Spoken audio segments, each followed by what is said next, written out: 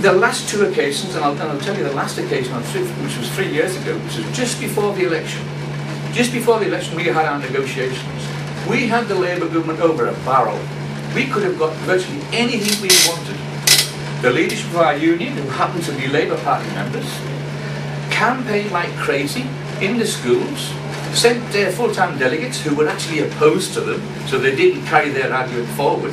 They carried the argument of teachers forward. It's like, we want no trouble of backing down on this. We want decent wages. We want an improvement in the buildings, because some of our schools, you probably know, are falling down.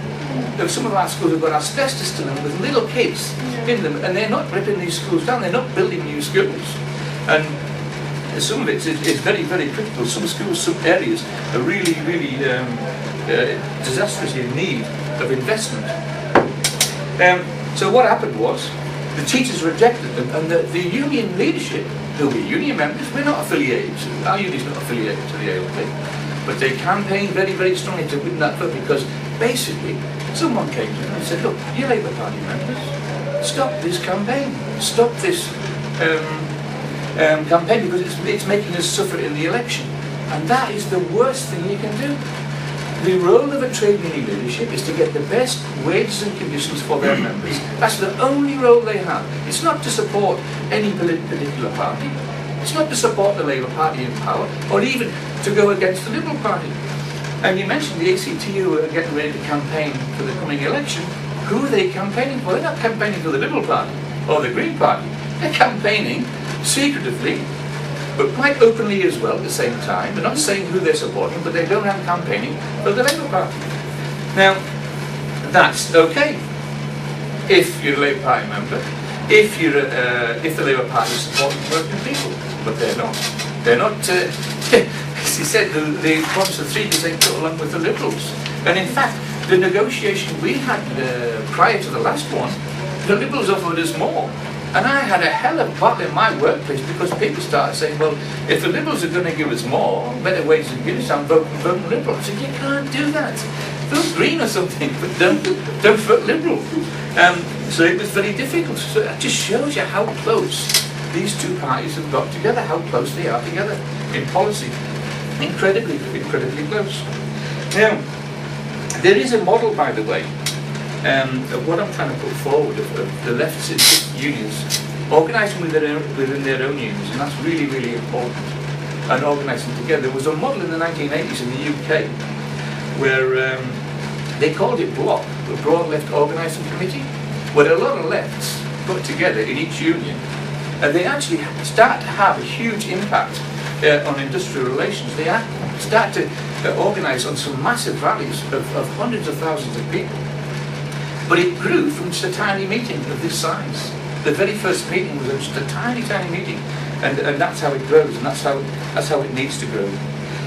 I think the initial thing here, based on what CN has said, is that we have to campaign for an end to public sector cuts, a complete stoppage on all cuts in the public sector union.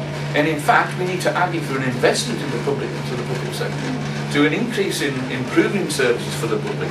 If it's going to be putting the public first, then let's give the public more services. Let's give them some better services. Let's invest in public services. No, let's cut down. You can't say we're going to have 3% cut and we're putting public first. Who are you putting first if you're going to make cuts? You're not putting the public first. Not by a long way. So that's the rough guide. Now, you know, there are issues in WA of unions being, as CN indicated, for many, many decades, of saying, no, we need to fight alone, we've got our own issues. Your issues as a union are the same issues as your brothers and sisters in the next union. They're no different. And there's an old saying amongst unions, united you stand, divided you fall. And when we argue the case for getting together and working together as different unions, we need to use that one. Divided you fall, and united you stand. United you win, and divided you lose. So, although it's a small meeting, comrades, I think it's very important that we raise the issue. We raise the issue again. I will be attending a meeting soon of this new left faction in the teachers' union. We'll raise that issue of supporting the CSA, of and are putting resolutions to our union executive and our state council that we support initiatives that unite public sector workers together. It is critical that we support each other, absolutely critical. And if the CAU, or factions of it, see that other unions are making an attempt to support them, then it will be reciprocal, it will grow, it will develop. Because exactly what the Liberals want, and sorry, Labour, they want unions divided. They want them divided so they can pick them off one by one. If you're united, you know, I think one of the strongest forces in human history is when human beings as a mass, working class as a whole, start to move.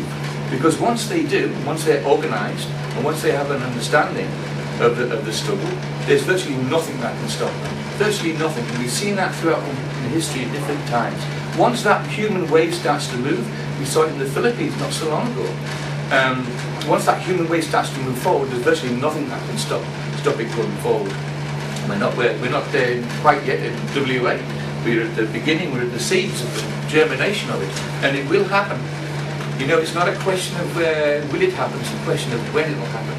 Because there's going to be cuts, there's going to be a tax, all state governments have built up huge debts. They're going to start cutting. If Labour get into power, or the Liberals, it doesn't really matter. They're going to start cutting. They're going to start holding wages, keep it at 2.5, which will be below the projected inflation rates, because the inflation rates are expected to be 5 and 6. So you're actually taking a pay cut. So I'll leave it there and open for discussion. Thank you. Thank you, John. Now open up the floor for questions or comments. Anyone would like to contribute?